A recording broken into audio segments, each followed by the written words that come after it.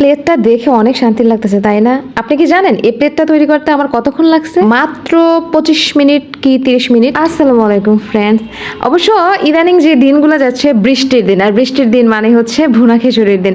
আমার হঠাৎ করে মনে পড়লো যে আমি একটু ভুনা খিচুড়ি খাই, কিন্তু ঘরে দেখি পোলার চাল নাই, তারপর হচ্ছে মুগ ডাল নাই, কি আর করা, ভাতের চাল দিয়ে আমি ভুনা খিচুড়ি রান্না করছি। মানে খেতে মন চাইছে, মানে চাইছে, খাওয়াইতে তো হইবই মনে রে, ঠিক না? যেভাবেই হোক এখন হচ্ছে পোলার চালের বদলে যদি ভাতের চাল হয় তাহলে খারাপ কি, যদি মজা সেম হয়। আমার এত তাড়া ছিল, মানে খেতেই হবে 10 মিনিট 20 মিনিটের মধ্যে, বেশি সময় দেওয়া যাবে না। তো এমন জলদি খাবার দিতে পারে আপনাকে রেডি করার জন্য প্রেসার কুকার।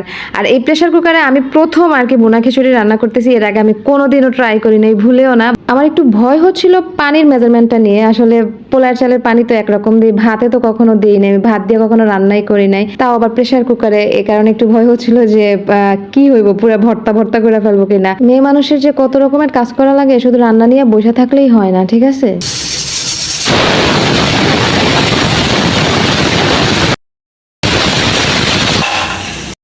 3 সিটি মারার পর আমি ভয় ভয় নিয়ে ঢাকনাটা খুলছি, কিন্তু খুলেই নিজেকে নিজে সেরা রাঁধুনির অ্যাওয়ার্ড দিয়ে দিছি। মানে এত সুন্দর হয়েছে। পোলার চাল দিয়ে রান্না করলেও আমার এত সুন্দর হয় না সব সময়, প্রথমবারেই যতটা সুন্দর হয়েছে ভাতের চাল দিয়া। আর হচ্ছে কালারটাও আমার কাছে অনেক ভালো লাগছে। And my most favourite part is ghee. এটা না দিতে পারলে আমার মনে হয় আমার রান্না ইনকমপ্লিট থাকে। ভুনা খিচুড়ি তো কোনো মতে রান্না করা শেষ করে ফেললাম, কিন্তু খাবো কি দিয়ে?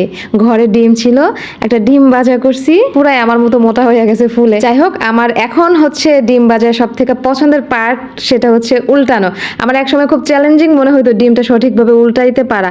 অনেকে কি করে ছ্যাঁকড়া ব্যাকড়া কইরা চারিদিকে ছড়ায় টড়ায় ফেলায়। এখন আমি খেতে বসছি। জানেন আমি আরো কি কি নিছি? শুধু ভুনা খিচুড়ি নিই নাই, এর সাথে আমি নিছি হচ্ছে ডিম ভাজা, তারপর হচ্ছে আমার আগের দিনের বানানো ভর্তা ছিল সেটা, আর এই যে মোস্ট ইম্পর্টেন্ট পার্ট, আমি কিন্তু এই স্ন্যাক্স গুলা মানে আমার এই ভুনা খিচুড়ি রান্না করার পরে যাই আনি না, এগুলো আগে ছিল ঘরে, গরম করছি, এন্ড দেন আমার খাওয়াটা অনেক বেশি রিচ লাগছে আমার কাছে খাওয়াটা। এখানে আমার সব থেকে প্রিয় হচ্ছে বেগুনি, তারপর হচ্ছে পেঁয়াজু। আলুর চপ আমার খুব একটা পছন্দের না, তাও আর কি ছিল ঘরে।